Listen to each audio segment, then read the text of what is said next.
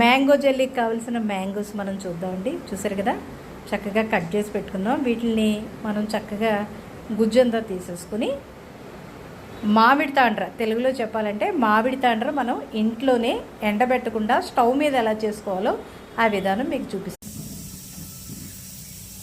Stove on చేసి చక్కగా ఈ మ్యాంగో ప్యూరీ అంతా తీసుకుని దాన్ని ఇలా పొయ్యి మీద పెట్టుకుని బెల్లం తీసుకున్నాం కదా, ఈ బెల్లాన్ని చక్కగా చితగొట్టేసాం. దాన్ని అంతా వేసేసుకుని ఈ బెల్లం అంతా చక్కగా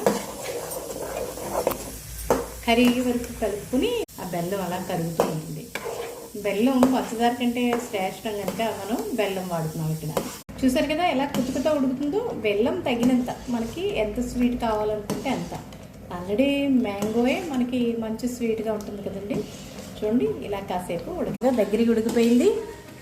ఇందులో బెల్లం కూడా కరిగిపోయింది. ఇప్పుడు మనం దీన్ని తాండ్రలాగా ప్లేట్లో వేసుకోవచ్చు.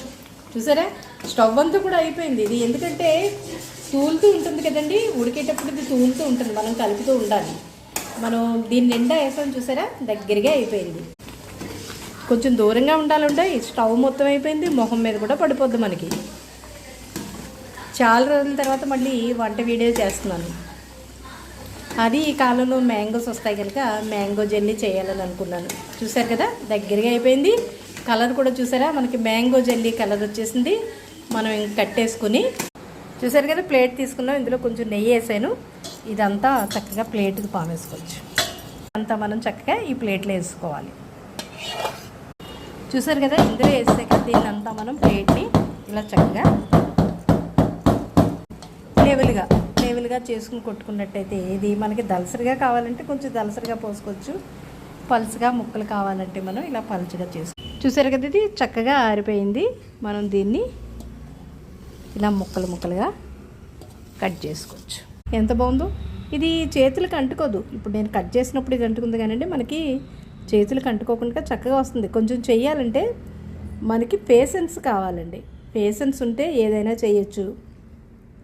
ఇది ఉడుకుతున్నప్పుడు స్టవ్ మీద అటు ఇటు పడిపోతుంది, స్టవ్ అంతా ఖరాబ్ అవుతుంది, మన చేతుల మీద పడిపోతుంది.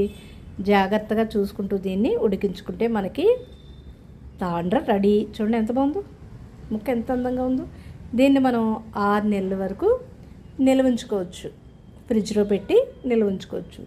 మామిడికాయ సీజన్ అయిపోయినా కూడా మనం మామిడి పళ్ళని ఆస్వాదించవచ్చు ఇలా తాండ్ర తయారు చేసుకుని. మీరందరూ కూడా తయారు చేసుకుంటారు కదా. నేను కుసుమ శ్రీహరి, నమస్తే. వేరొక వీడియోలో మళ్ళీ కలుసుకుందాం. యమ్మీగా ఉంది.